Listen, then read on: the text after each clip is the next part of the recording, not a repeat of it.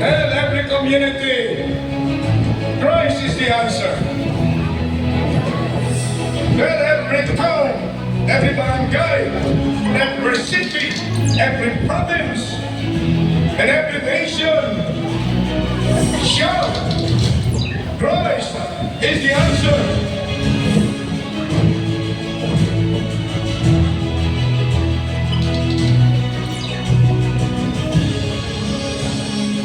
Napakahalaga ang mga anak ng Diyos, maging ilaw at asin ng sanlibutan.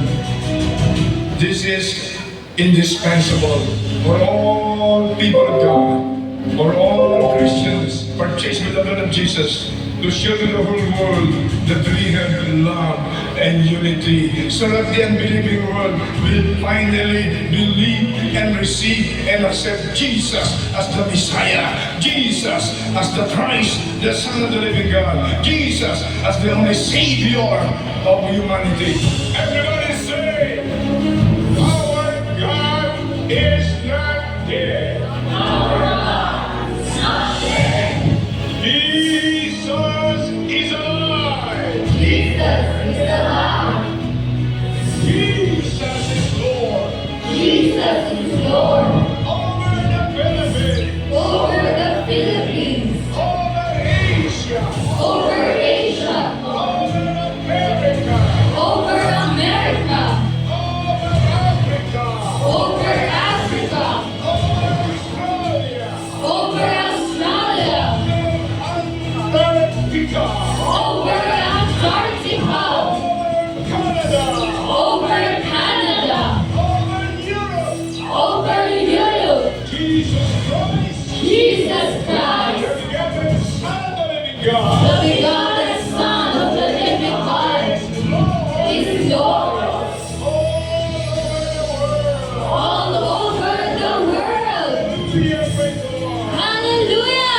Praise the Lord! Isa pong mataas na palakpak para sa ating Diyos na buhay! Hallelujah! Amen! Isa pong mapagpalang umaga sa bawat isa po. Amen! Bago pong lahat, nais pong basahin ng Isaiah 12 verse 5. Sabi po dito, umawit kayo ng papuri kay Yahweh sapagkat kahanga-hanga ang kanyang mga ginawa. Ibalitan ninyo ito sa buong daigdig. Kaya ngayong umaga po tayo po isasamba sa ating Panginoon ng may buong puso. Amen po ba? Hallelujah! Sige po, tayo po yung awit sasamba sa ating Panginoon. Hallelujah, Jesus! Amen! Atin pong isigaw ang kanyang pangalan sa umagang ito. Hallelujah! Atin pong itaas at ating inanghal ang pangalan ng ating Panginoon Jesus!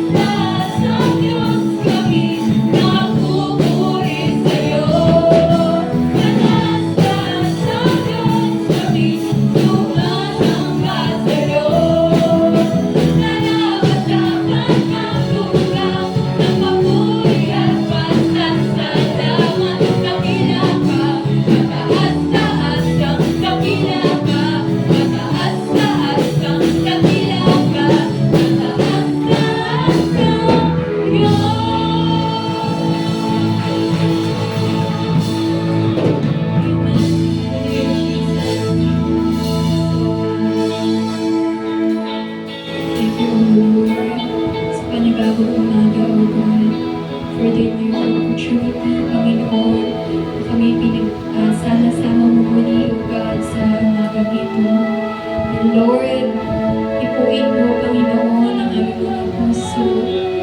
Hallelujah, Jesus. Remind ourselves, Panginoon, na wala kami ngayon, Panginoon, sa harapan ninyo. Kung wala, Panginoon, ang iyong pagsama ng iyong presensya, Panginoon. Hallelujah, Jesus. Hanga-hanga ang iyong mga ginawa, Panginoon, sa aming mga buhay, O God. Nararapat lamang na aming ibalik sa inyong papurit pasasalamat. Hallelujah, Jesus. Natin awitan ng ating Panginoon sa umagang ito. Let His presence dwell in us. Hallelujah, Jesus.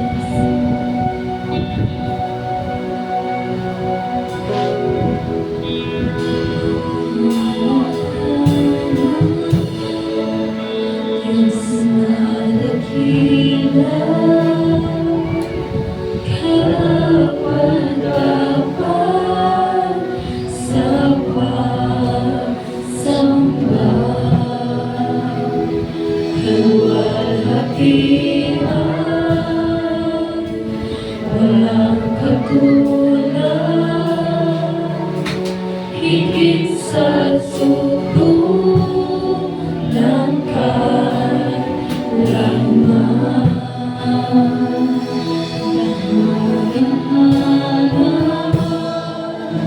Diyos na dakila, karapat-dapat sa pagsamba. Kaluwalhatian, walang katulad, higit sa suklo ng kaalaman.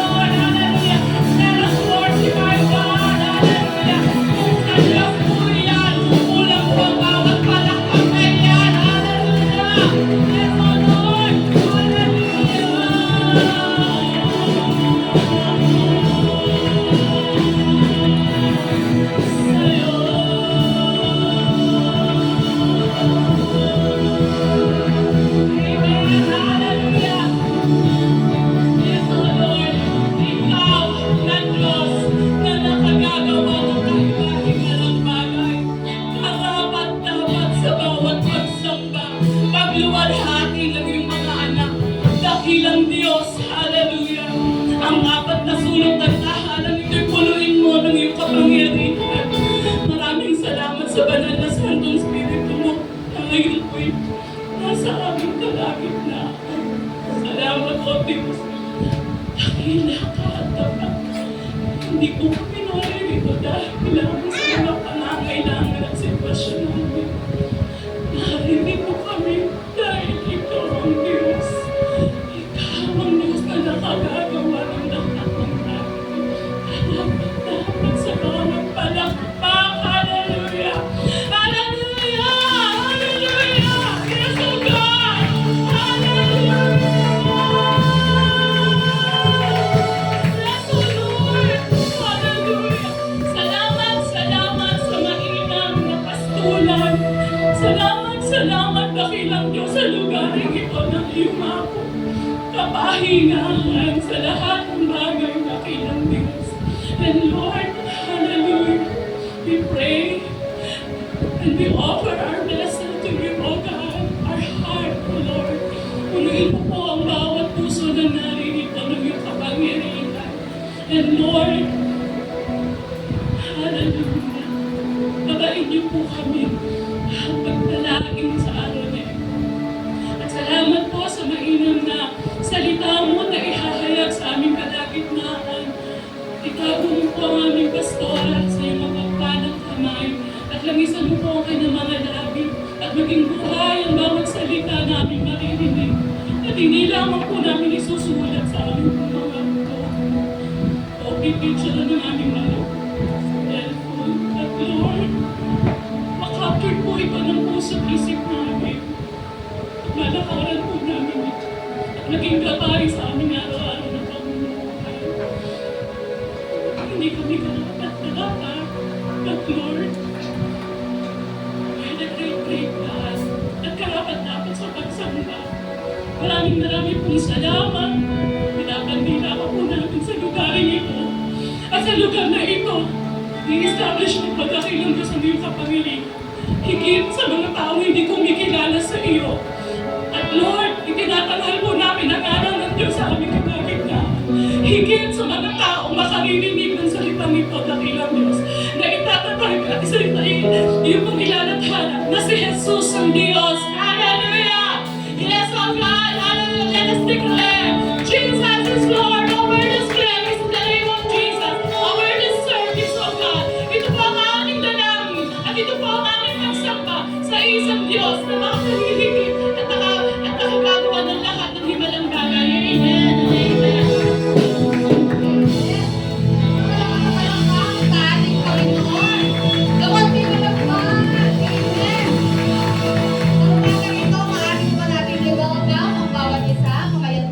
Habang tayo umaawit ng isang fellowship song, kamustahin, mamayan, pwede po natin i-love. Amen.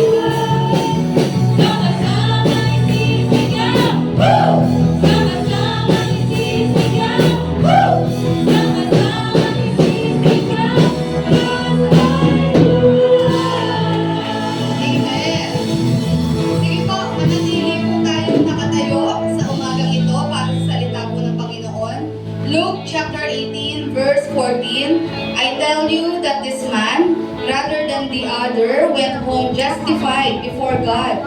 For all those who exalt themselves will be humbled, and those who humble themselves will be exalted. Tayo may manalangin lang po, dakilang Diyos, we entrust unto Thee thy very words. Ikaw po ang manguna sa amin, magturo sa amin. Lord, magkaroon kami muli ng malalim na pagkakilala at kaugnayan sa inyo. I pray, empower thy servants sa umagang ito.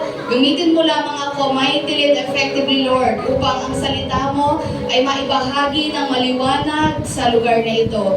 And ikaw lamang, Panginoong Yesus, ang laging madakila, matanghal sa aming kalagitnaan. Maraming salamat po. Ito nga po ang aming panalangin in Jesus' mighty name. Amen. Palakpakan natin ang ating Panginoon. Tayo ay makakaupo na po. Amen. Isa pong mapagpalang umaga po sa bawat isa. Yan. At tayo po ay tuloy-tuloy po sa ating tema, sa ating pong pinag-aaralan. Yan, for the month of August. It's about Christ's humility. Yan. At isa po sa mga topic po natin sa umagang ito ay matatagpuan po natin in the book of Luke, chapter 18, verses 9 to 14. By the way, ang title po ng pag-aaralan po natin, sabi nga po dyan, the humble, pakibasa nga po, will be exalted. Sige nga po, wala po akong narinig na nagbasa. Ayan, medyo busy po yata kayo. Okay, ready na po ba? Ready na? Amen. Sabay-sabay po natin basahin. 1, 2, 3. The humble will be exalted. Amen. Okay, basahin ko po yung story. Luke chapter 18 verses 9 to 14. Isa po ito sa napakaraming parable po na ibinahagi po ng ating Panginoong Yesus. At sabi nga po dito, yan, verse 9, to some who were confident of their own righteousness and looked down on everyone else, Jesus told this parable. Para daw po sa mga nagmamataas o mataas ang tingin sa sarili. Ayan. Or ang tingin sa sarili ay perpekto, matuwid, walang pagkakasala. Sabi ni Jesus, para sa iyo ang story na ito or ang parable na ito. Verse 10, two men went up to the temple to pray.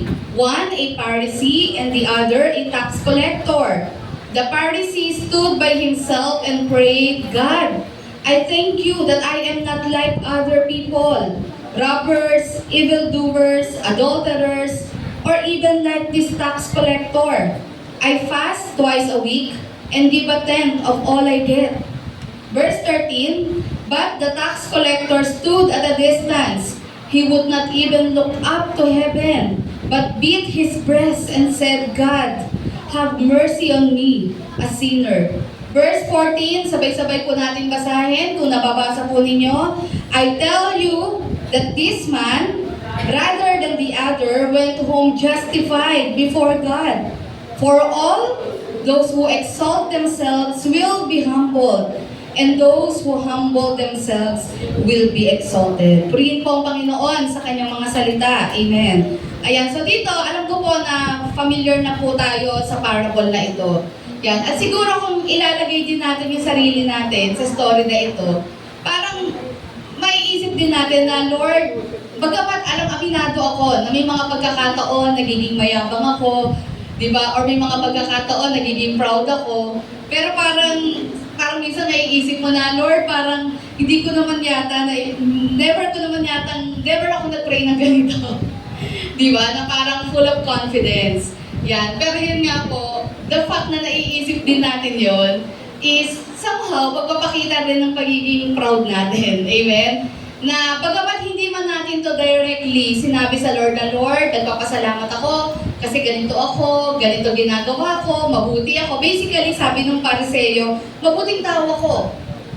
Yan. Tapos sabay sabi niya, at hindi ako katulad ng iba dyan.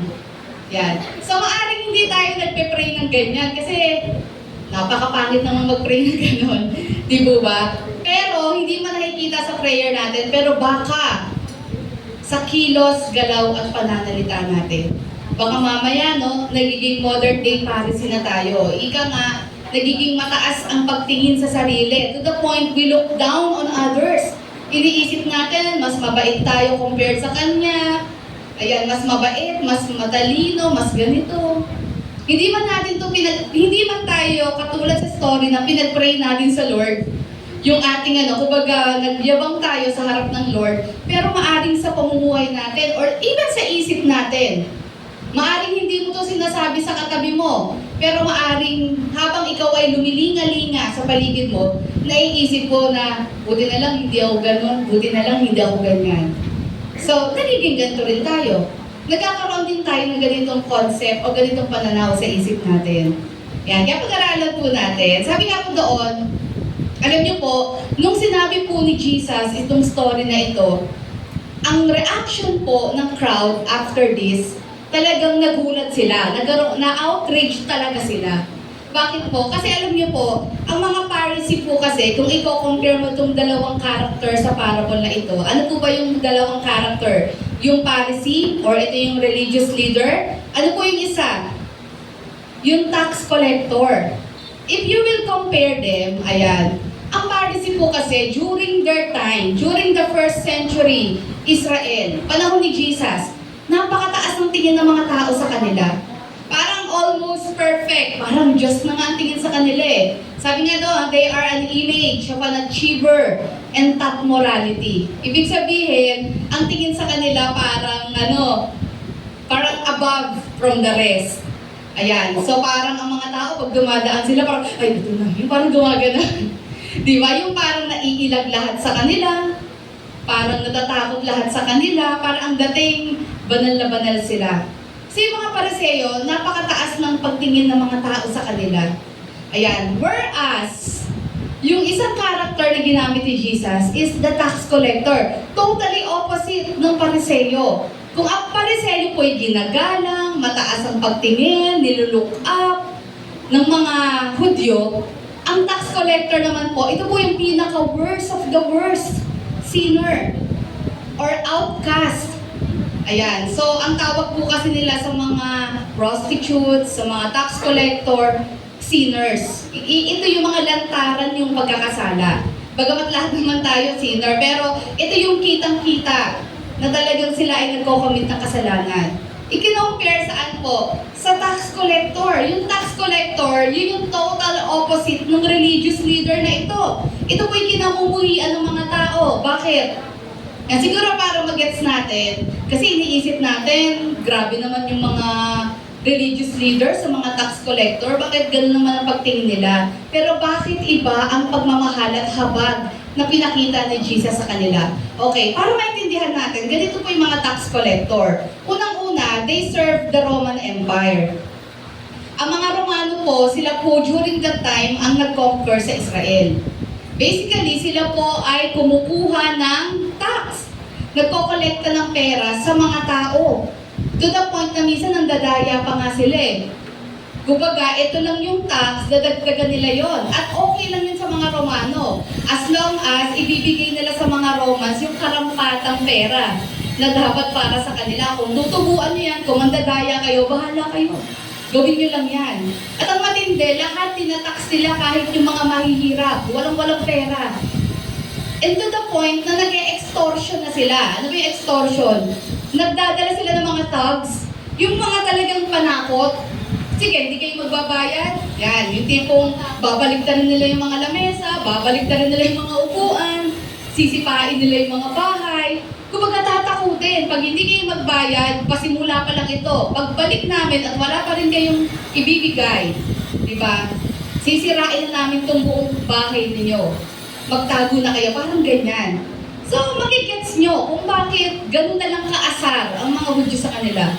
Kasi itong mga tax collector, mga Hudyo din to. Pero sila po ay, kaya nga they were tagged as traitors. Kasi nga sila po ay naglilingkod para sa mga Romano. Ika nga, yung binabayad ng mga Israelita na tax ay nagsusupply. Saan po? Para mas lalong lumakas ang puwersa ng Roman Empire. So isipin niyo po yung while the Israelites were naghihirap sila. Tapos tinatakot pa sila, dinadaya pa sila ng mga tao ito. So magigets mo kung bakit ang mga tax collector ay napaka-pangit or talagang worst of the worst talaga ang tingin dito ng mga Israelites. Kasi grabe yung pang-aapi na ginagawa sa kanila. At alam naman po ninyo, nung time na iyon, hindi naman po uso doon ng lista-lista, yung pagiging honest. Di po ba kaya nga ang daling mandaya, ang daling mangkupit ng pera, ang daling magdagdag sa tax nila. Ayan, kasi wala naman nag-o-audit. Sa panahon nga natin, may COA tayo eh. Pero may nakakalusot pa rin na yung mga flood project, no? Billions yun, Hindi millions. We're talking about billions. Sa panahon natin, organized, may sistema na tayo. Pero nakakapagkurakot pa rin. Di po ba? Kasi lahat yan may lagay eh. Di ba? Yung corruption, tandaan nyo, hindi lang isa, dalawang involved dyan. Lahat ng sangay na involved sa projects na yan, may kanya-kanyang lagay yan. And percentage. So lahat yan, lahat po yan ay guilty. Ayan. Lalo na po nung time nila, na talagang hindi talaga totally, nakalista lahat ng mga tax. Basta kung gusto ko, trip kong dagdagan to. Kaya yung mga tax collector mayayaman. Yumaman sila sa pandaraya. Yumaman sila sa pang-aabuso. So, isipin nyo na lang po kung bakit po galit na galit ang mga Israelites sa kanila. At alam nyo po, during their time, ang dominant belief sa kanila na ang kalulugdan ng Lord ay yung mga religious, yung mga gumagawa ng tama. Ayan. So, of course, kung pagbabasehan natin, yung mga Pariseyo, sila yung mukhang pasok doon. Kaya yan ang mindset ng mga tao. Kaya alam niyo po, nung binahagi ni Jesus itong story na ito or itong parable na ito, dito sila nagulat sa part na ito sa verse 14. Ang sabi ni Jesus, I tell you that this man, sino pong tinutukoy niya? Yung tax collector, rather than the Pharisee, went home justified before God. For all those who exalt themselves will be humbled, and those who humble themselves will be exalted. Amen. Dito nagulat sila, parang, bakit nangyari yun? Dapat ang mga Pharisee sila ang dapat kalugdan na Diyos because nabubuhay sila ng tama, they are religious, they follow the law. Bakit yung mga tax collector, ang laki ng atraso niyan sa amin, bakit sila ang kinalugdan? At dito makikita natin, maiintindihan natin sa story na ito kung ano po ang point ni Jesus. Pinapakita dito ng ating Panginoon yung patungkol sa panlabas na relihiyon versus yung totoong laman ng puso na yun yung talagang mahalaga sa ating Panginoon. Amen? Because we cannot fake humility. Amen? Hindi natin mapepeke ang pagpapakumbaba, ang humility sa harap ng Panginoon. We can fake humility in front of the people. But we cannot fake humility in the sight of God. Alam niya ang totoong nagpapakumbaba. Alam niya ang totoong ang totoong guilty, ang totoong nagre-repent. Alam ni Jesus yon. Alam ng Lord lahat yon. Wala tayong maitatago sa Kanya. At base nga po sa story na ito, makikita po natin na sino po talaga yung totoong nag-repent? Sino yung totoong nakaramdam talaga ng kanyang kasalanan at nagsisisi? Yung tax collector. Yan, sige. Tignan natin yung story ng dalawang ito. Kaya sabi doon, in fact, the Pharisee and the tax collector are alike in many ways. Kung sa tingin ng mga tao, ang mga Phariseo or mga religious leaders, sila po ay perfect, they comply with the law of God, sila yung dapat ma-exalt based doon sa sinabi ni Jesus. Pero ito po ang tandaan natin, yung Pharisee and tax collector are alike in many ways. Una, pareho silang Hudyo. Both worship God. Sabi doon, they both knew the sacrificial system. Alam nila. At sabi doon, and of course, they are both sinners. Ano yung difference? The only difference is that the Pharisee thought he could please God on his own, while the tax collector knew he could not. Amen? Ang pagkakaiba lang, alam nung religious leader, alam nung Phariseo, pagkakaalam niya, kaya niyang i-please ang Lord base sa kanyang gawa. Kaya pansinin niyo po, doon sa verse natin, nakailang I yung Pharisee. May patrivia pa, no? I fast. Di ba ano sabi niya? Puro patungkol sa sarili niya. Pagpapakita iyon na na masipag siya at nagsusumikap siya para siya ay maging kalugod-lugod sa harap ng Panginoon. ngayon na hindi siya nagtitiwala sa Lord, kundi sa sarili niya. Amen? Ang pagkakaiba nilang dalawa, the Pharisee trusted himself. Pero yung tax collector, alam niya, wala siyang maaasahan sa sarili niya. Alam niyang siya ay worst sinner at ang kailangan niya lang ay ang awat habag ng Diyos. Amen? Yan. So sabi nga po doon, may tatlong bagay po tayo na pwedeng matutunan po yan sa story na ito. Bakit ba mas itinanghal ng Panginoong Yesus yung tax collector as compared doon sa Pharisee? By the way, pag sinabi po kasi natin dito sa verse na exalted, it means justified. Ibig sabihin, ito yung pinawalang sala. Ito yung tinanggap, kinahabagan ng ating Panginoon. Okay, number 1, sabi nga po doon, basahin nga po natin. Yan. We come to God not to boast, but in brokenness. Pag tayo po'y lumalapit sa Lord, hindi po tayo nagmamayabang. Tingnan niyo po, balikan natin yung tax collector, no? Wala kang makikitang any hint of confession or paghingi ng tulong. Sabi niya, God, I thank you that I am not like other people. O diba? Naghanap pa ng iba. Nagpapasalamat ako, hindi ako katulad ng iba. Magnanakaw, gumagawa ng masama, mangangalunya. Or katulad ng tax collector na ito. Nagpapasalamat siya kasi hindi siya makasalanan. At sabi niya dito, nag-aayuno siya twice a week. Alam niyo po, sabi nila mga Jews, yung pag-aayuno nito, over talaga to. Ibig sabihin, sobra-sobra talaga yung fasting niya. Kasi parang ang mga Jews daw ay nagpa-fasting lang yata once a week. Pero siya twice a week, oh. So parang sinabi pa niya sa Lord, oh, di ba Lord? 2 beses pa ako nagpa-fasting. And tither ako. I give a tenth of all I get. Proud na proud siya, lahat ng mga nakukuha ko, tinatides ko yan. So mapapansin niyo sa kanya, punong-puno ng arrogance. Punong-puno ng kayabangan, no? Ayan, pero pansinin niyo, punta tayo dun sa tax collector, verse 13. Nung nag-pray yung tax collector, tignan niyo po, siya po ay nasa malayo kasi unang-una ang mga tax collector, hindi sila tanggap sa synagogue or sa temple, bawal sila doon. Kaya hindi sila makalapit. Gustuin man nilang makalapit, pero hindi sila makalapit kasi bawal.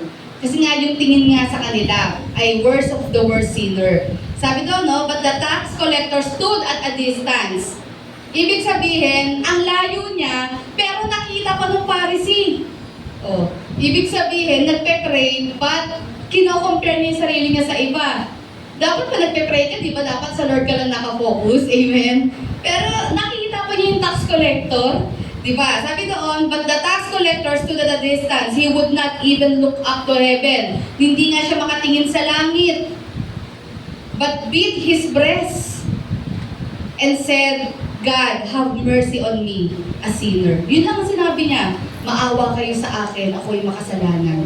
Sabi doon, no, lumalapit tayo sa Diyos hindi para magmayabang, o hindi para ipakita yung kababaang loob natin, that we are broken. Every day, tayo po ay plagued ng kasalanan. Amen? Bagaman tayo po'y Kristiyano na, tumanggap sa Panginoon, pero ang katotohanan pa rin, sa gawa at lalong-lalo sa isip, nagkakasala tayo. Amen? Maaring sa gawa, hindi nakikita yung kasalanan, pero maaring sa isip natin dyan, punong-puno ng kasalanan. Evil thoughts, malicious thoughts, God knows gaano kadumi ang isip na to. Amen? Ang Lord lang talaga nakakaalam kung gaano kadumi ang nananalaytay sa isipan na ito. Kaya sabi nga po doon, no, yung pagpo-boast daw or pagmamayabang, it is a sign of insecurity. Tama po ba? Pag ikaw po ay nagyayabang ka, ibig sabihin, insecure ka.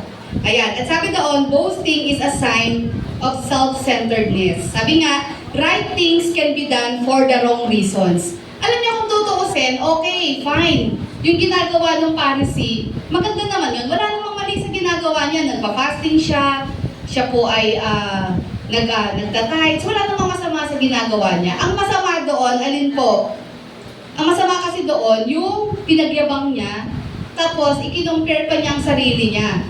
Dinown pa niya ang iba para lang lalo niyang maiangat ang sarili niya. Kumbaga parang sinasabi niya sa Lord na, Lord, ito ang patunay na napakabuti kong tao. Ikumpara mo naman ako dun sa tax collector.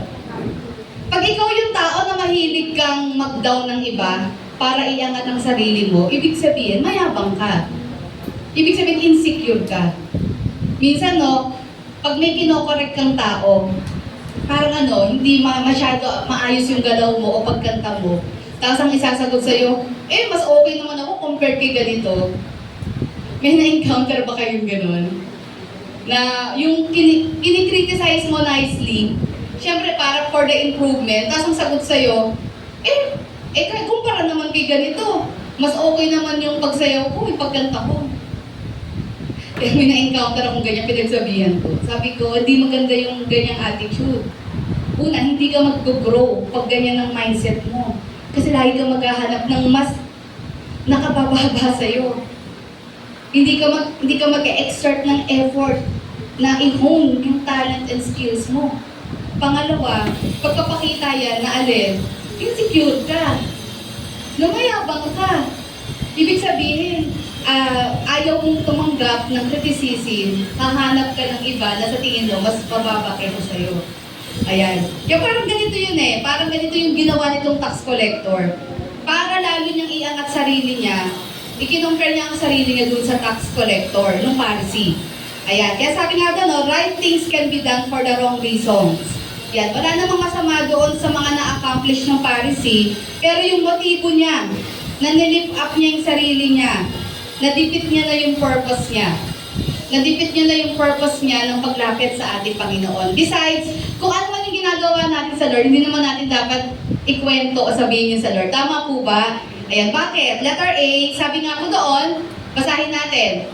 Why boast when God knows us more than ourselves or anyone else? Bakit ka magyayabang sa Lord? Or sige, hindi man sa Lord, bakit ipipilit mong ipagyabang sa mga tao sa paligid mo na lagi mong binibida ang sarili mo? Diba? Lalo na in the ministry. Unang-una alam naman at kilala naman tayo ng ating Panginoon. Yan, sabi nga po doon in 1 John chapter 3 verse 20, for whenever our heart condemns us, God is greater than our heart and He knows everything. Sabi rin po doon sa Jeremiah 9:23 to 24, thus says the Lord, anong sabi po dyan? Let not the wise man boast in his wisdom. Let not the mighty man boast in his might. Let not the rich man boast in his riches. Verse 24, ano pong sabi? But let him who boasts, boast in this, that he understands and knows me, that I am the Lord who practices steadfast love, justice, and righteousness in the earth. For in these things I delight, declares the Lord. Sabi doon, huwag tayo magmayabang sa anumang yaman. Sabi doon, anumang talino na meron tayo. Kung meron man tayong dapat na ikaka-proud, hindi rin ipagyayabang sa iba. Kung meron man tayong dapat ika-proud at ikatuwa natin, ay yun yung kilala natin ng Diyos. Amen? Because tandaan natin, the very fact na kilala natin ng Lord is already grace. Kasi kung tutuusin, wala naman tayong lahat karapatan na makalapit sa Diyos. Pero dahil ang Diyos ay mahabaging Diyos, bagamat walang ni isa sa atin ang may karapatan at nakaabot sa pamantayan ng Lord, kinahabagan tayo ng Panginoon. Binigyan niya tayo ng pribilehiyo na makilala siya. Hindi niya lang tayo niligtas, but the privilege to know Him and to serve Him. Amen? Na lagi natin tatandaan yung grace ng Panginoon para hindi tayo magyayabang. Kaya sabi doon, bakit tayo magyayabang kung kilala tayo ng Panginoon? Mas kilala tayo ng Lord kaysa sa sarili natin or kaysa sa ibang tao. Pangalawa, sabi doon, letter B, anong sabi po doon? Yan, why boast when He knows our real intentions and desires? Bakit ka magyayabang sa ating Panginoon? Kung unang-una, alam niya at kilala niya, ano talaga yung motibo natin? Sabi po sa Psalm 139 verse 2, you know when I sit down and when I rise up. You discern my thoughts from afar. Kahit sa panlabas, mukhang maganda yung sinasabi po natin, but it is the heart na tinitignan ng Panginoon. Amen? Kaya natin mo, sabi sa 1 Samuel 6:7, for the Lord sees not as man sees. Ang tao, tumitingin saan? Sa Sa panlabas, pag may nakita kang tao, anong unang-unang mo napapansin? Itsura niya. Pero hindi ganun ang Lord. Ang unang-unang nakikita ng Lord sa atin, yung nilalaman ng puso natin. Kaya sabi doon, no, man looks on the outward appearance, but the Lord looks, saan daw po? On the heart. Kaya sabi doon, bakit tayo magyayabang sa Panginoon? Bakit tayo lalapit sa Lord ng may pagyayabang? Kung alam naman ng Panginoon ang totoong nilalaman ng puso natin, ang totoong intention natin, ang totoong motibo natin. Sabi nga po doon, John chapter 2, verses 24 to 25. But Jesus, on his part, did not entrust himself to them because he knew all people.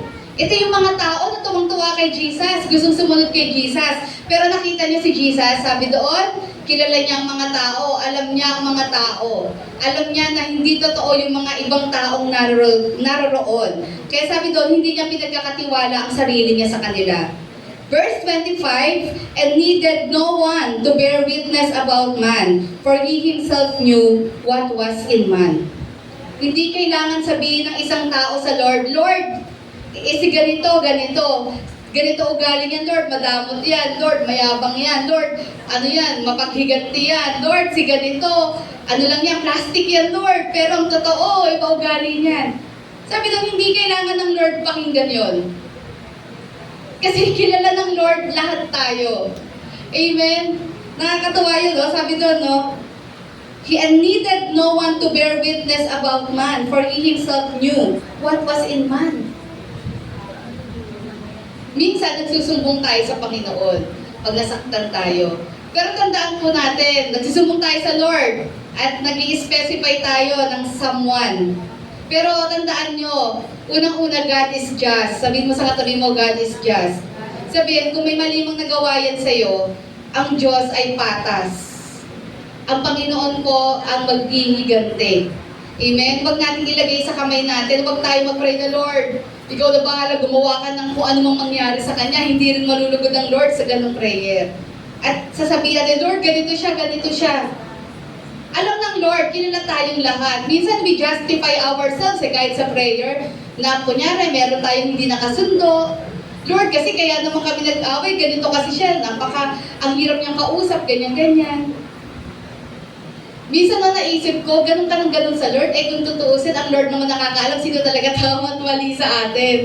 Minsan, gumaganon ka lang kasi dinidepensahan mo lang ang sarili mo. Pero ang nagugulat ako, ibig sabihin, sa harap ng Lord, dinidepensa pa rin natin sarili natin.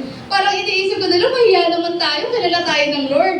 Diba? Parang ang pinaka-the best na gawin talaga natin, mag-humble down na lang sa Lord. Lord, ang dami kong nasabi kanina. Diba? Kung may mali man sa nasabi ko, patawarin mo ako.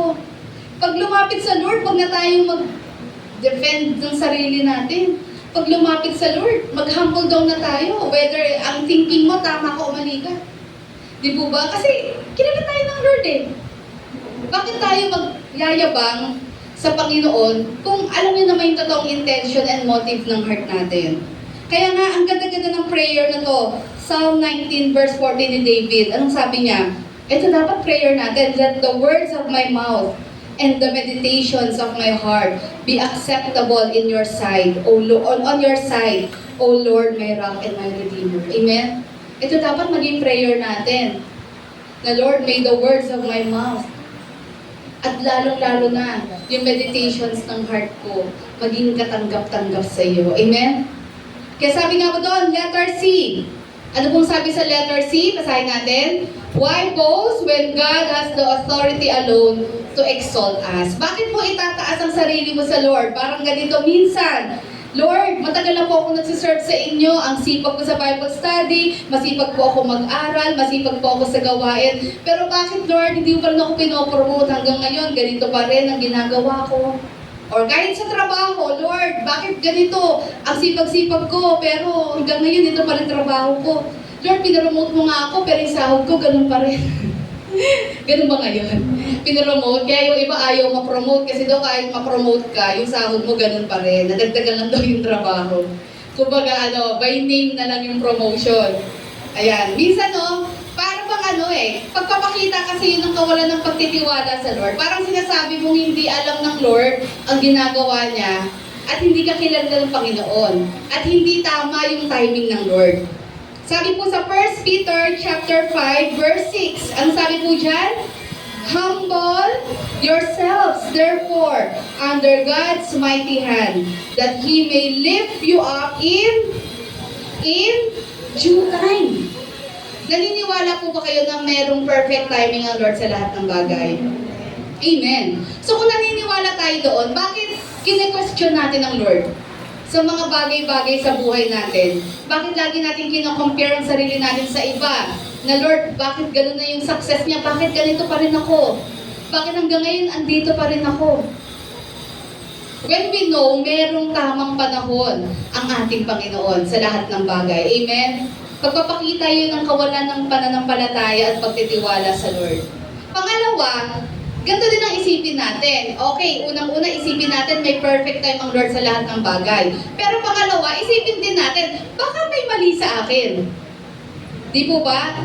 Isipin din natin, baka kaya hindi ko nararanasan yung breakthrough ka sa buhay ko kasi meron pa rin akong bagay na hindi ko sinusurrender sa Lord. Ibig sabihin, baka may humaharang. May kasalanan, may bisyo, may mga aktibidades na ginagawa that is not pleasing in the sight of God.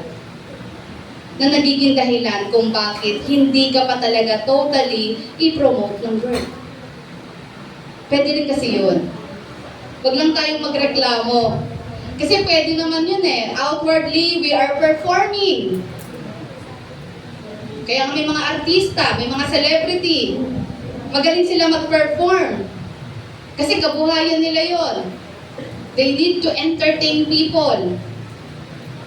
Kaya kahit masama pakiramdam, kahit naiinis sila sa mga katrabaho nilang artista o singer, sige, nagpe-pretend sila na okay sila, magpe-perform sila ng maayos because trabaho nila yon.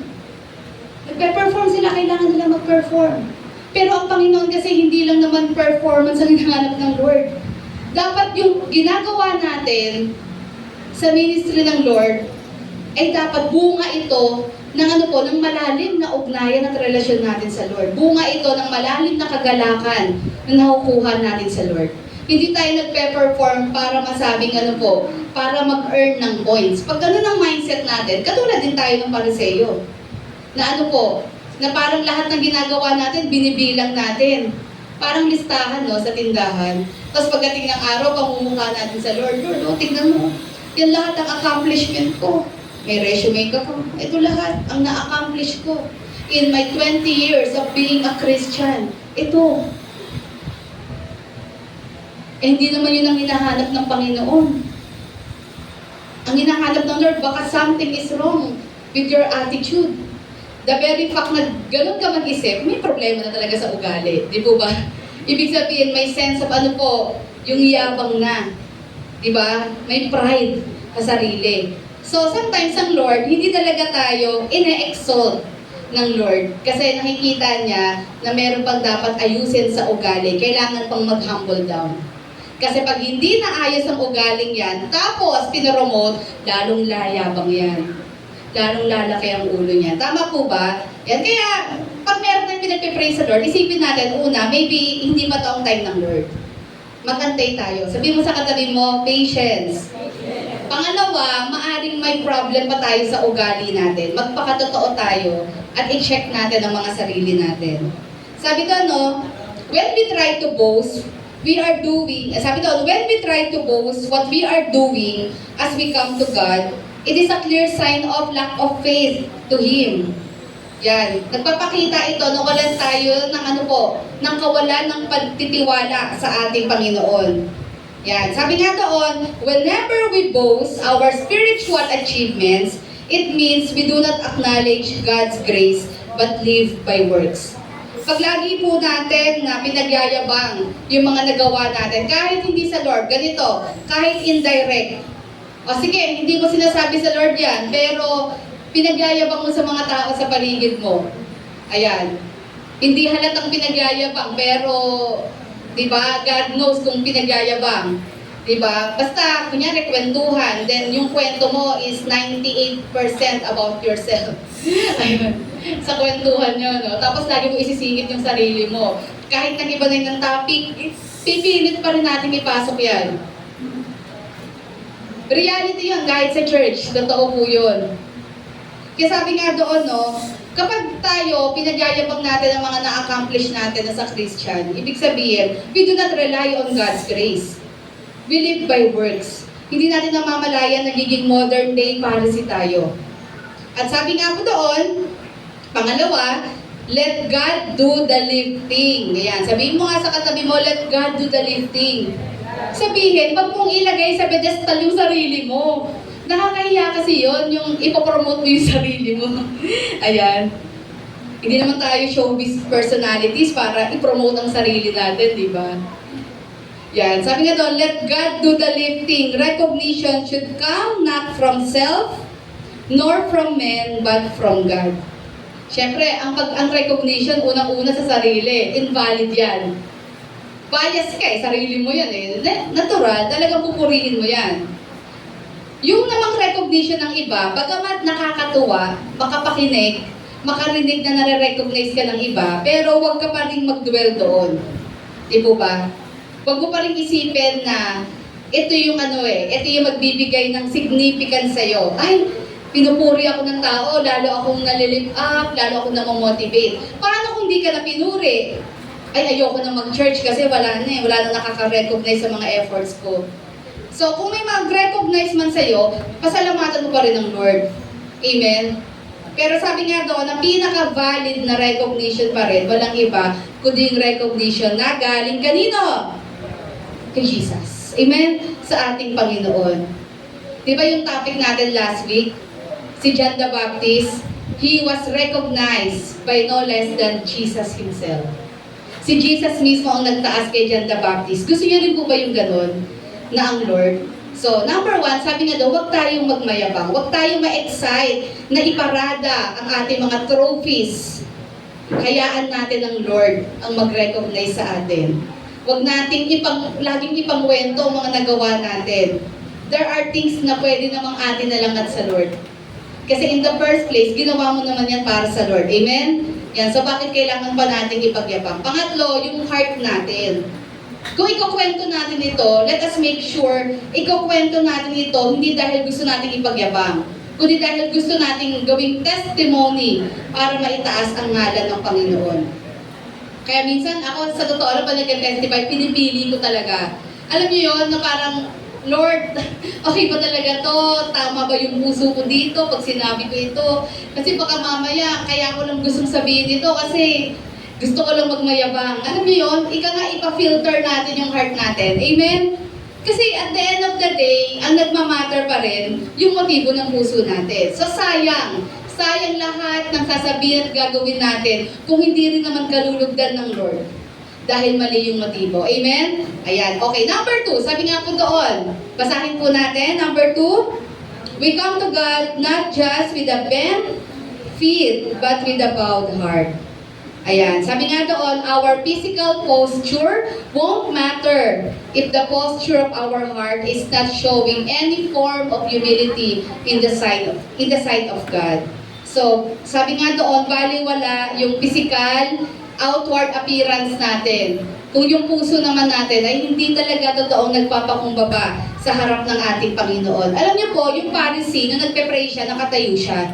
At wala pong masama doon. Kasi isa po iyon sa mga Jews, isa yun sa klase ng posture ng pagpe-pray. At alam niyo po, yung prayer na yon ng Pharisee na yon, nakataas ang kamay niya noon, 2 kamay. Nakaharap doon sa temple. At tama naman yung ginawa niya. Yan. Samantala, yung naman pong tax collector nasa malayo, yan, malamang nakaluhod siya. Hindi nga siya makatingin sa langit Kasi aminado siya sa tindi ng kasalanang nagawa niya.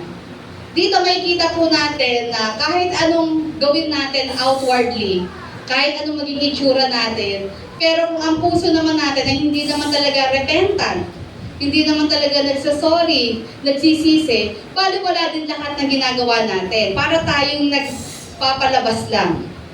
Di po ba? Kaya sabi nga doon, Our outward form of righteousness is nothing if it doesn't reflect the reality of our hearts on the inside. Amen? Yan. Sabi nga doon, tingnan natin, may iba't iba daw klase kasi ng pagpapakita ng outward repentance. As a Christian, ano-ano po yung mga iba't ibang klase ng pagpapakita na tayo ay nagsisisi sa kasalanan? Fasting. Bakit ka nagpa-fasting? Alam ba natin anong ibig sabihin ng fasting? Nagpa-fasting kasi required o kasi assignment ko? Ayan. So, dapat alam natin yung dahilan ng ginagawa natin. Ano pa po? Weeping. Umiiyak tayo. Okay lang yan. Pag nagpe-pray, kapag ikaw ay nag-worship, umiiyak ka. Ano pa po? Sa mga Hudyo, sinisira nila yung garments nila. Diba? They tear off their garments as a sign of matinding kalungkutan. And tayo hindi naman natin ginagawa yun. Ayan. And sometimes, sa atin, sa culture natin, sa Pilipinas, nagpapapako sa krus. As a sign daw ng pagsisisi sa kasalanan. Ayan. So, yung mga gawain na iyan, nothing wrong with that, except dun sa last. Kasi yung last kasi, hindi na natin kailangan gawin yung pagpapapako na yung sa krus. Ayan, kasi ang kailangan lang naman ng Lord, magpapumbaba tayo sa kanyang harapan kasi tinapos at ginawa niya na yon. Pero yung fasting, yung weeping, wala namang masama kung umiiyak ka sa church, kung nagpe-pray ka, umiiyak ka. Wala namang masama doon. At hindi mo rin pwedeng i-judge. Paiyak-iyak lagi sa prayer, taray naman ito, or di ba? Hindi mo pwedeng i-judge na paluhod-luhod. Kunyari, kasi iba-iba tayo sa church magugulat ka, luluhod yung katabi mo. Magtataas ng kamay yung katabi mo. Magugulat ka, mahihiga yung katabi mo. Hindi mo pwedeng i-judge yun Kung ano talaga yung pinagdadaanan niya. Wala tayong right na i-judge yun. Pero ang Lord, syempre, ang Lord ang nakakaalam. Ano talaga ang pinagdadaanan ng taong iyon. Ano pa po? Ano pa yung mga expressions natin? We lift our hands. Yan, we bow our heads, we bend our knees. Yan, iba't iba po iyan ng expressions. Yan, sabi nga po doon, wala namang masama sa mga ito. Walang masama kung ginagawa natin ito or nakikita natin ito sa iba. At sabi ko nga, we cannot judge kung ginagawa ito ng mga kasama natin sa worship. Kasi hindi mo naman alam kung yun ang leading niya. Ano ang masama? Ang masama, kung lahat yon ay palabas lang.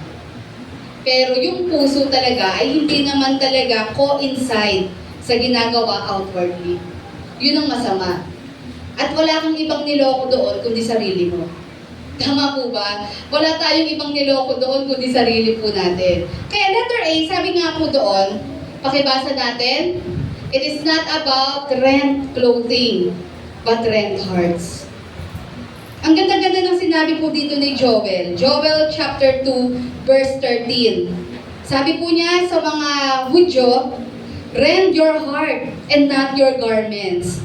Return to the Lord your God, for He is gracious and compassionate, slow to anger and abounding in love, and He relents from sending calamity. Bakit po? Kasi ilang beses na pong inuulit-ulit ng mga Hudyo ito, na kapag sila po ay may nagawang kasalanan, anong gagawin nila? Gagawin lang nila yung ritual nila. Anong gagawin nila? Pupunitin ang mga damit nila, iiyak sila. But the thing is, alam ng Lord na hindi totoo yung pinapakita nila. Lahat yun panlabas lang.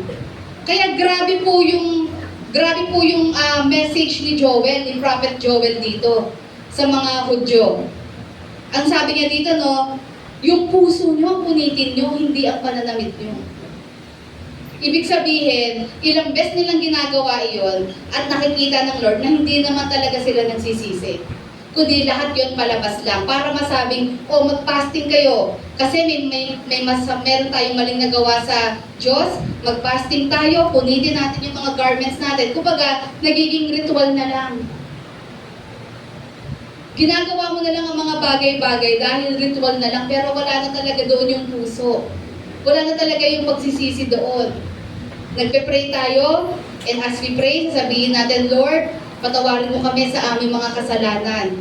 Pag sinasabi ba natin yung sa prayer natin, do we really mean it? Or nagiging script na lang yun ang prayer natin? Guilty tayo dyan. Kasi yun ating flow ng prayer, adoration. Then after that, confession. Lord, patawarin mo kami sa aming mga pagkakasala, yan, sa isip, salita, gawa. Walang masama doon sa prayer na yun kasi totoo naman, kailangan natin talaga ng paglilinis ng Lord. But the question is, pag nagpe-pray pa tayo, mapa-Sunday service, mapa-prayer meeting, mapa-prayer group, pag nagpe-pray pa tayo ng forgiveness, is it really coming from the heart? Or script lang? God knows. Wala nang sasagot sa atin. Alam ng Lord na minsan, ina-utter natin yung prayer na yun, pero we don't mean it. Nakasanayan lang natin. Nakasanayan lang natin na maging parte yung panalangin natin. Hindi yun ang hinahanap ng Lord. Ang hinahanap ng Lord, rent heart, broken heart, punit na puso. Yung totoong humihingi ng tawad sa ating Panginoon. Yung Pharisee, wala nang ka-confess-confession eh. Di po ba? Yung story nung tax collect nung Pharisee, wala kang makikitang any hint of confession. In fact, proud pa nga siya eh. Pinarada niya sa Lord, Lord, ito mga accomplishment ko. Parang nag-aantay siya na mag-thumbs up na lang ang Lord sa kanya. Kasi ito po yung mga na-accomplish ko this week. Wala kang makikitang confession, pero sabi nga doon, no, it is not about trend clothing. Pag lumapit tayo sa Diyos, hindi naghahanap ang Diyos ng ng pakunwari, paimbabaw, at scripted na panalangin. Ang hinahanap ng Lord, when we say, Lord, forgive me, from the heart. Kasi aminado tayo na we make mistakes every day. Sabi ko nga, ang pinakamalalahin sa utak na pagkakasala.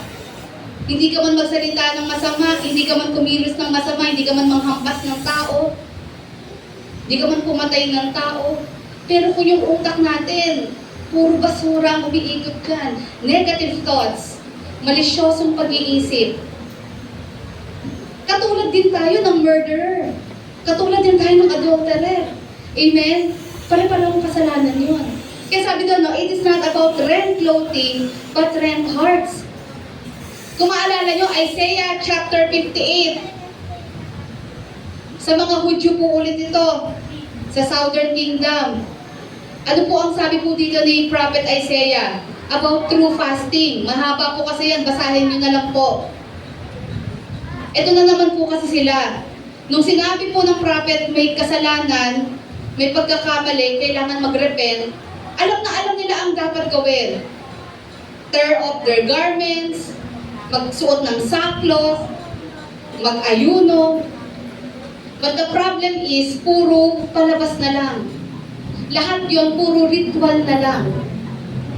Anong sabi ng Panginoon sa kanila? Ang totoong pag-aayuno ay ganito. Magbigay kayo ng justice sa mga nangangailangan ng justice. Tumulong kayo sa mga mahihirap. Kasi ang nangyari, ginagawa nila yung mga ritual na yon, pero yung pag-uugali nila walang pagbabago.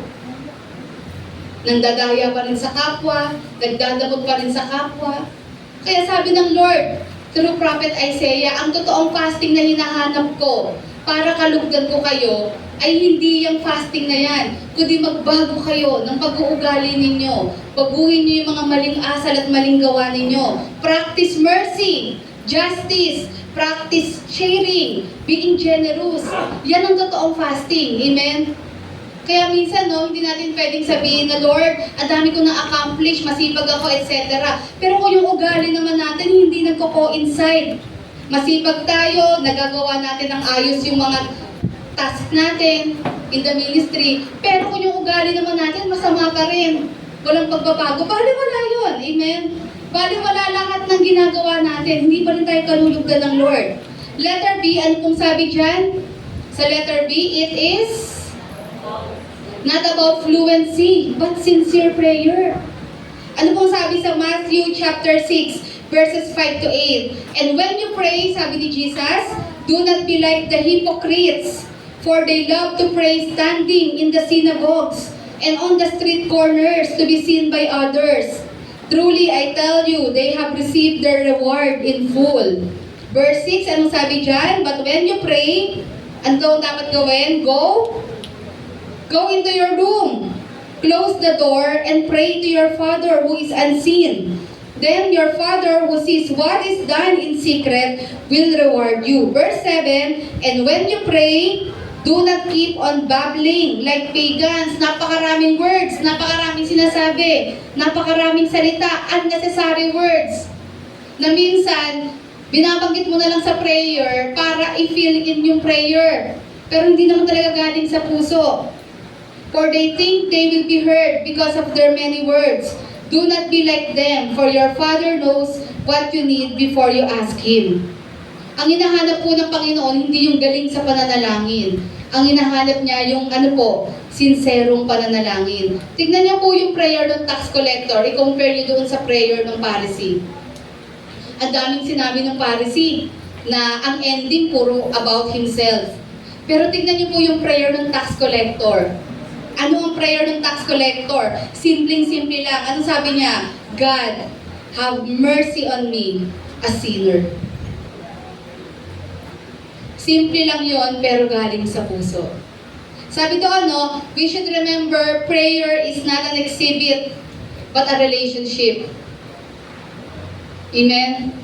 Ang panalangin po, hindi ito ginawa para gawin nating show lang.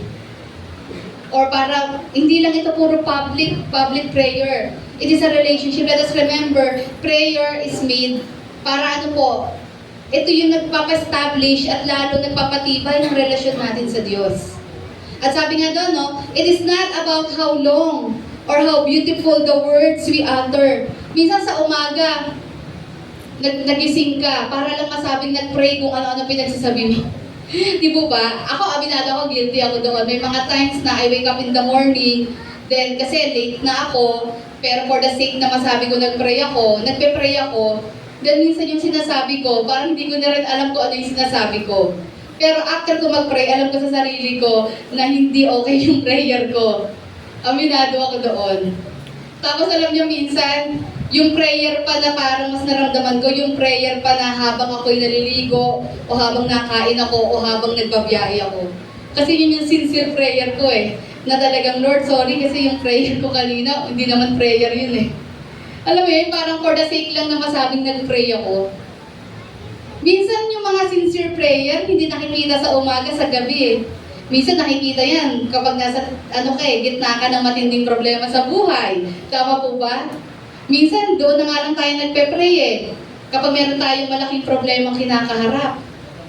Pero minsan, pag nasa tagumpay tayo ng buhay natin, hinuhuli na natin yung prayer Or minsan, hindi na nga tayo nakakapag-pray.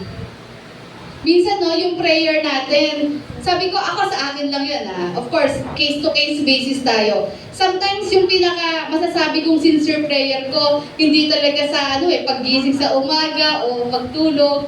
Minsan, pag nasa labas ako, naglalakad, may nakita ako, may marireveal ang Lord sa akin, nagpe-pray ako. Sabi ko, minsan, kaya wag mong kahunin ng prayer Hindi mo pwedeng kahunin yan. Kaya nga sabi nga doon wala yan sa haba Hindi yan nasa haba, hindi din sa ganda ng mga sinasabi nating words, but sabi doon, when we pray, sabi doon, pwedeng konti lang, yet sincere expression of our hearts. Alam niyo po yan sa sarili niyo kung ano yung mga moments na masasabi yung sincere yung prayer niyo. Tama po ba? Alam niyo yun. At alam niyo rin na itong prayer na ito ay hindi yung sincere. Di po ba? Dapat aware po tayo doon. Kaya tandaan po natin, hindi kailangan sobrang haba niyan. Ang mahalaga, galing sa puso yung panalangin. At sabi nga doon, the reality of our prayer life is not seen on how we talk to God in public, but how we talk to Him in private. Sabi doon, yung totoong prayer life natin, hindi nakikita yan sa the way ka mag-pray, na naririnig ka ng marami. Or katumbas din yan ganito. Ang totoong pagiging Kristiyano natin ay hindi nakikita sa kung sino ka inside the church. Ang totoong pagiging Kristiyano mo at ang totoong prayer life natin ay nakikita kapag ikaw at ang Lord na lang. Ano ang ugali mo, ano ang temper mo, kung ano yung bagay na kinikilos mo pag wala nang nakatingin sa'yo, yun ang totoong ikaw. Yun ang totoong ugali natin. Kaya kung gusto nating malaman Talaga bang merong pagbabago sa buhay ko? Nagmamature ba ako in faith? Huwag mong gawing basehan yung ikinikilos mo pag maraming tao sa paligid mo. Or pag nasa church ka, specifically. Alam niyo saan yung mapagbabasihan yan? Pag doon ka sa lugar na wala masyadong Kristiyano. Kung ano ugali mo doon, yun ka talaga. Ibig sabihin, kung bully ka sa school, yun ka talaga. Ibig sabihin, kung plastic ka sa trabaho, madaya ka sa trabaho, nanlalamang ka, yun ka talaga.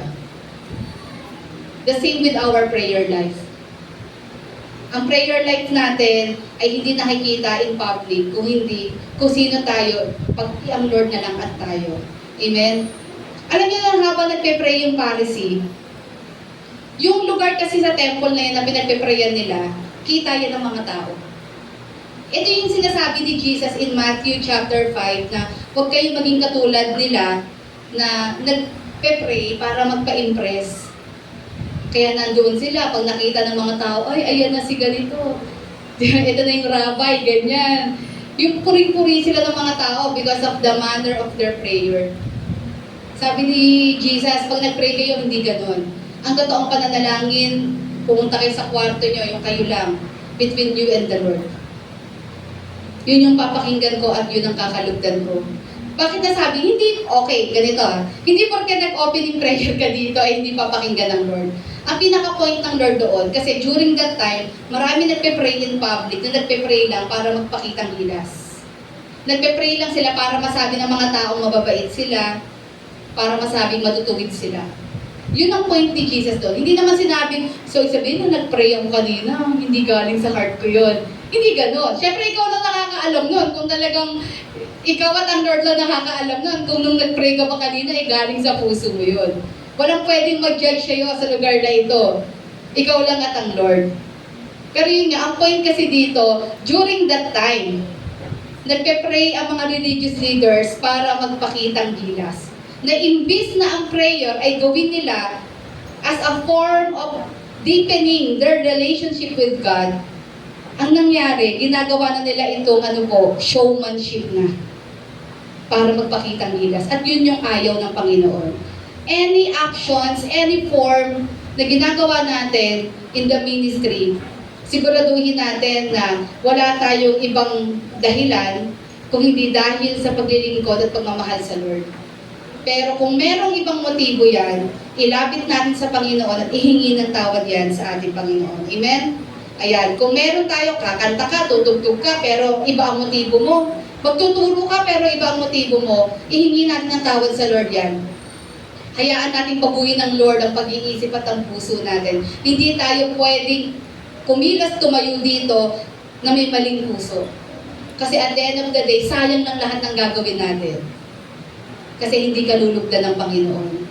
Kaya nga in 1 Corinthians, nakita nyo, sabi doon ni Paul, kahit ialay mo pa ang buhay mo at mamatay ka pa, but without love, it is nothing.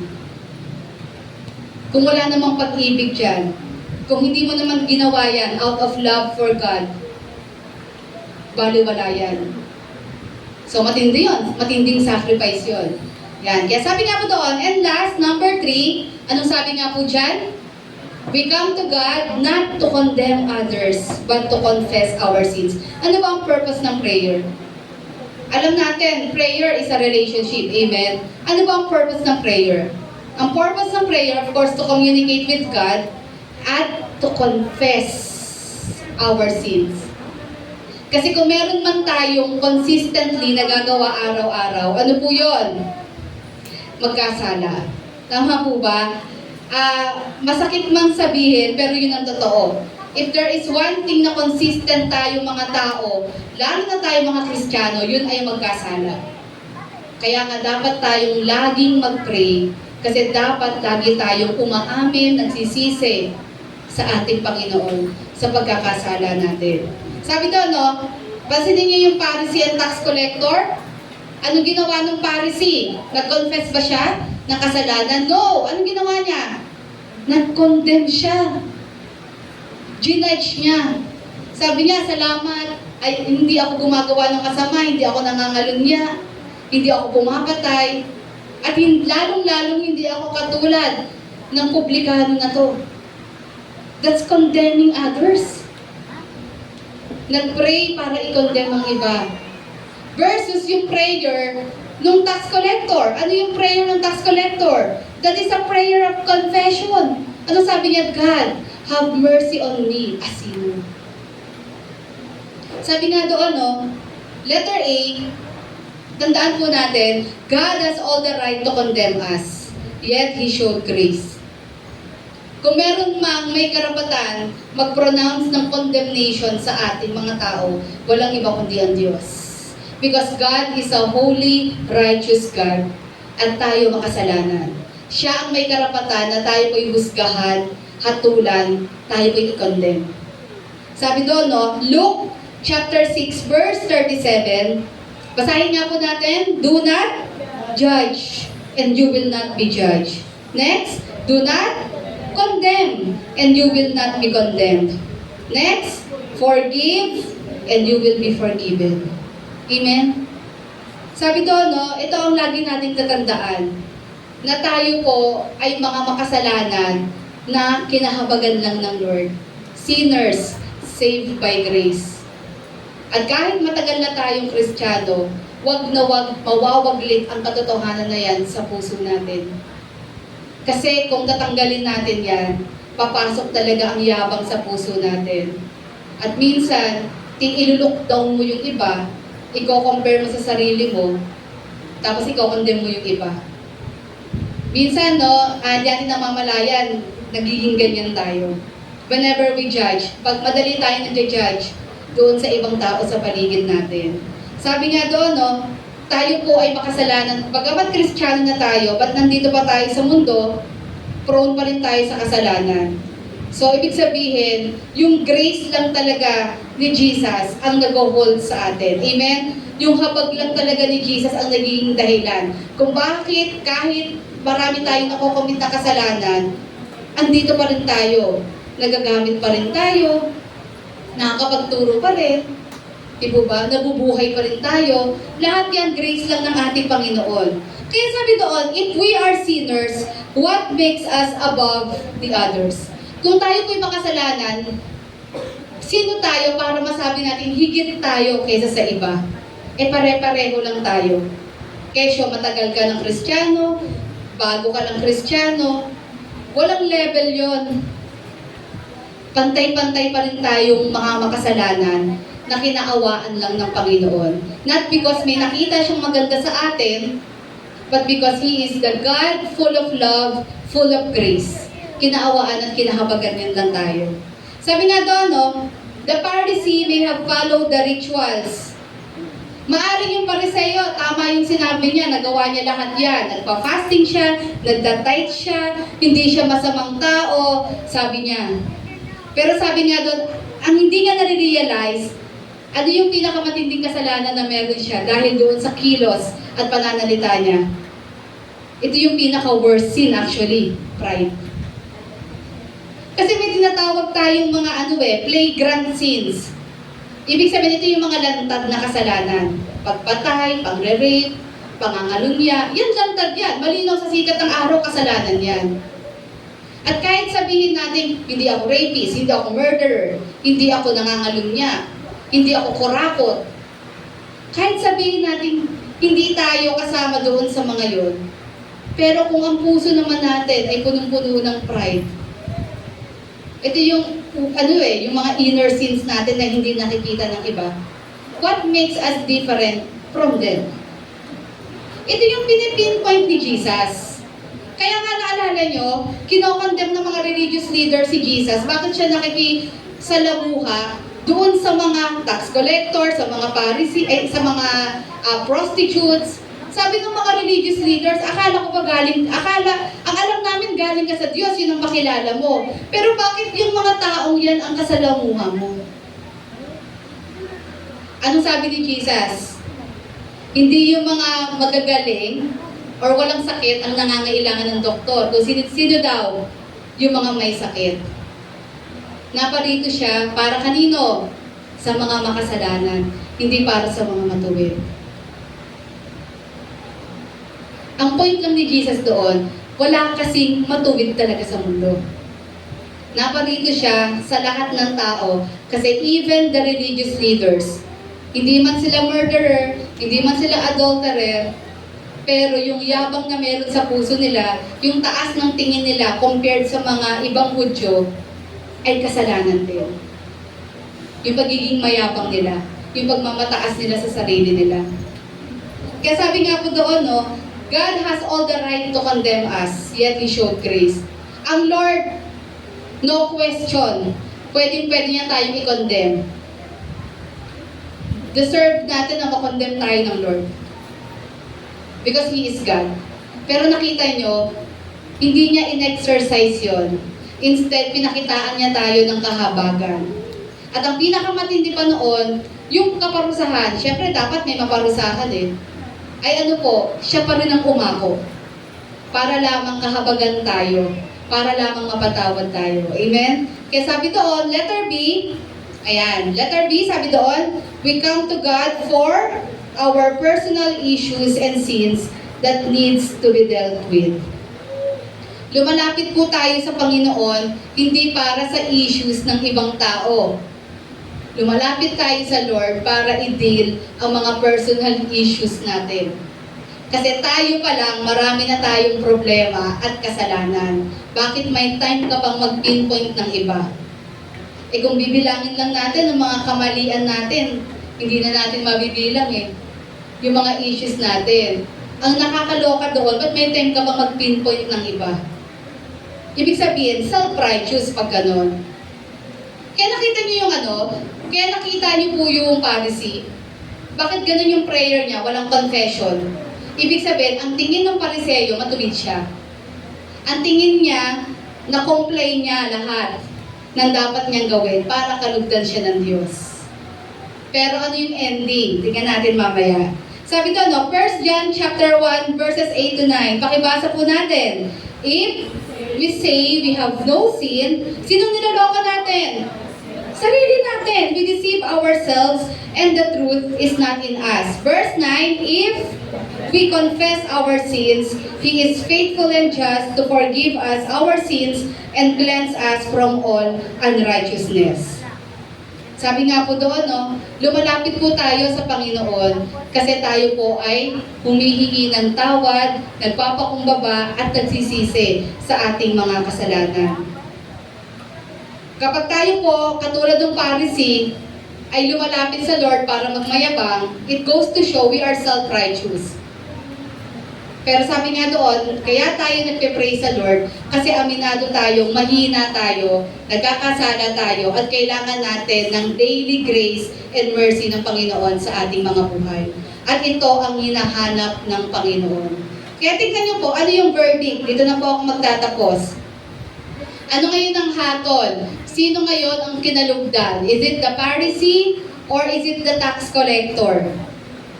Tandaan niyo ha, kaharap ni Jesus dito ay composed of the tax collectors, the religious leaders.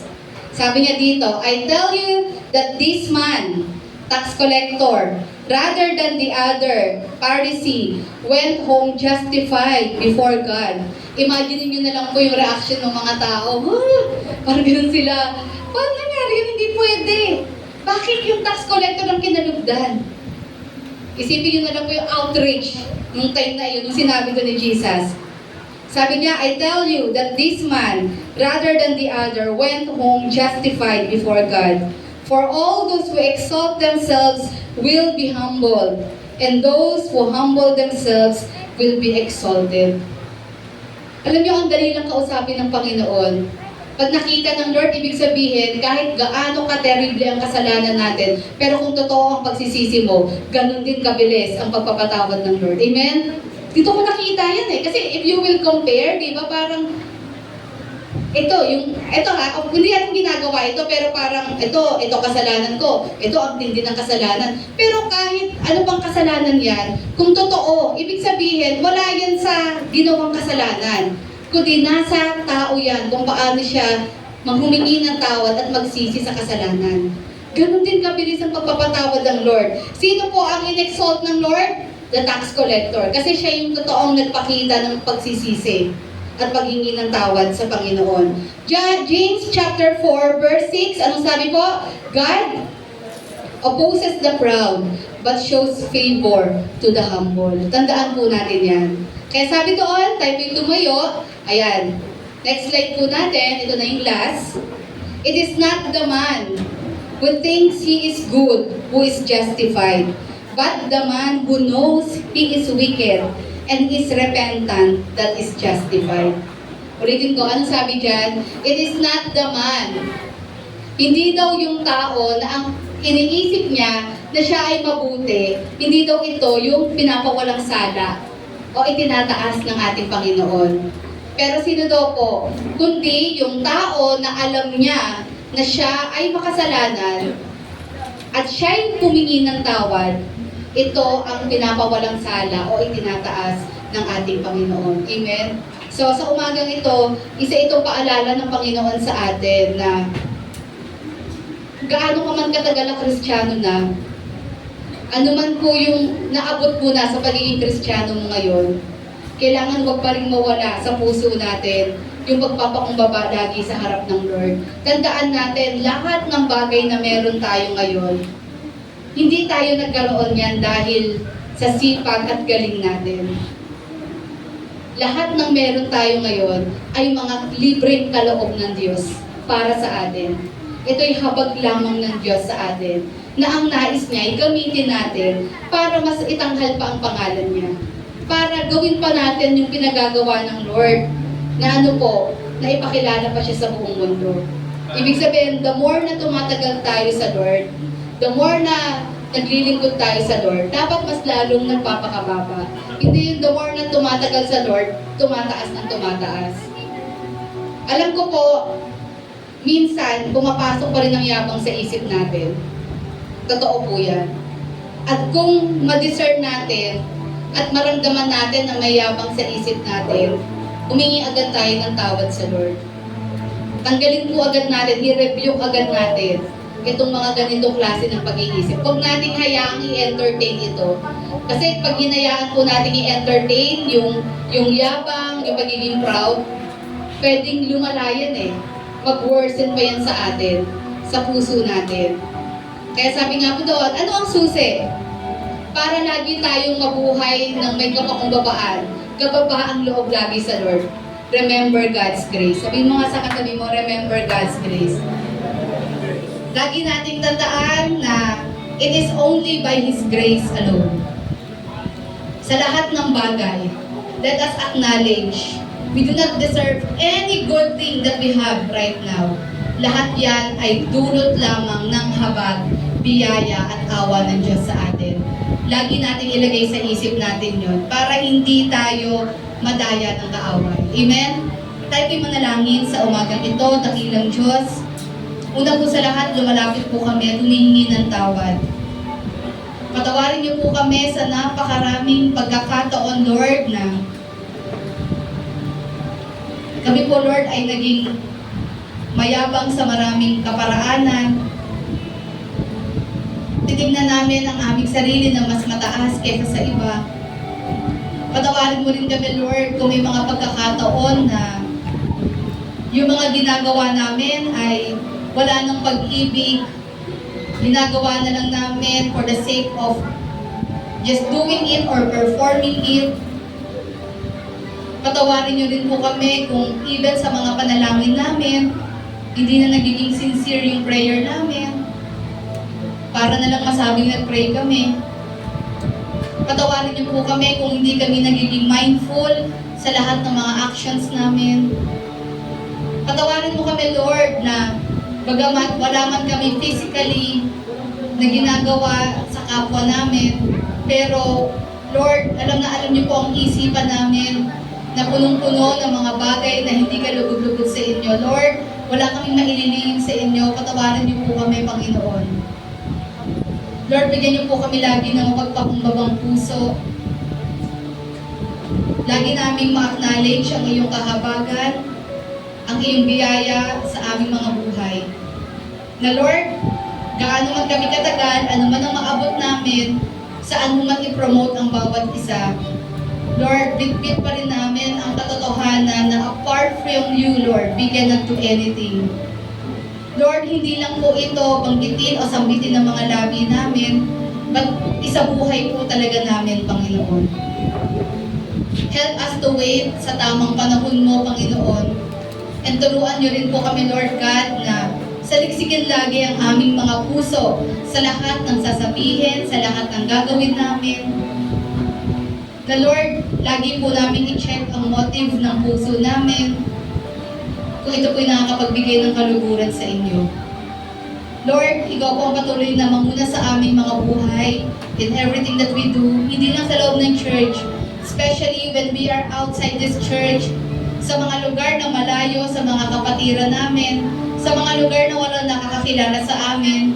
Ang dalangin namin, Lord, na mapanindigan namin Lord, ang pagiging Kristiyano namin.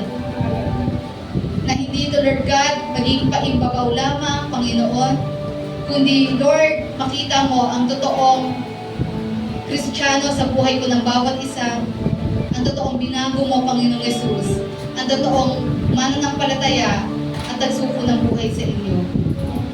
Sa umagang ito, Lord, hayat at lantad ang aming mga buhay sa inyo. Indeed, Lord, just like the prayer of David, search our hearts, Lord God. Search our thoughts and see if there are any evil thoughts in us and lead us in the way everlasting. Nawa, Panginoon, yung prayer na yon, hindi lang po namin banggitin, but Lord, ito yung asamin, gawin po namin araw-araw, minuto sa aming mga buhay. Because at the end of the day, wala namang pong ibang dapat namin i-please kundi ikaw lamang, Lord. Indeed, Lord, as our prayer as well, may the thoughts, Lord God, of our hearts, Panginoon, and the meditations of our hearts, Lord, be pleasing to you. Na Lord, ang buhay na ito, ang puso na ito ay maging tapat, kalugod-lugod sa inyong pong harapan. Nawa sa umagang ito po ay nagpaunawa at nagpa-realize sa amin, Lord, na ang pinakamahalaga pa rin sa iyo at the end of the day is yung motibo ng aming mga puso sa lahat ng aming mga gagawin. Kaya naman sa umagang ito, dalangin ko na ang bawat isa, Lord, ay may natutunan, ang bawat isa po ay napagpala, ang bawat isa po, Lord God, ay tunay nga po, Lord, patuloy mong itinaas ang antas ng pananampalataya at pagkakilala sa inyo. We entrust to you our lives, Lord, our future, everything, Panginoon. Bless us this coming week, Lord, sa lahat ng gagawin namin. Wala kaming panalangin kung hindi mabigyan ka namin, Lord, ng kaluhuran sa lahat ng gagawin namin, sa isip, salita, at sa gawa. Bless each one of us, Lord, sa kalagitnaan na ito. Anumang panalangin ng bawat isa, Lord, anumang pangangailangan ng bawat isa, ikaw po ang patuloy kumatagpo nito, Panginoon. Kung meron mang pangangailangang pinansyal, kung meron man, Lord God, may sakit, karamdaman, Lord, we pray for your complete healing in Jesus' mighty name. Kung meron man nagpe-pray sa trabaho, promotion, Lord, kung may nagpe-pray, Panginoon, ng breakthrough sa career niya, Panginoon, ikaw po magkaloob, Lord, sa buhay po ng aming kapatid na ito. Sa mga estudyante, kung may nagpe-pray sa pag-aaral, karunungan, Lord, excellent spirit, Lord, and even, Panginoon, they're praying na, Panginoon, yung magandang performance sa school, Lord, ikaw po magkaloob nito. Sa mga nanay at tatay na naandito, Lord, I pray, bless them with wisdom as they lead their children. Lord, na ma-lead nila ng tama ang kanilang mga anak, magabayan ng tama, Panginoon, maituro ang iyong mga salita. Ikaw po ang magbigay ng patience, ng wisdom sa mga magulang na narito. At sa aming lahat, Lord, higit sa anumang panalangin, I pray, God, na patuloy mo pong palalimin ang aming pong koneksyon, ang aming pong spiritual life, ang aming pong pananampalataya at pagkakilala sa inyo. Salamat po, Panginoon, sa iyo namin tinataas at pinagkakatiwala ang lahat ng bagay. Ito nga po ang aming sama-samang panalangin. Sa ngalan niyo nga po, Panginoong Yesus. Amen. God bless us all po.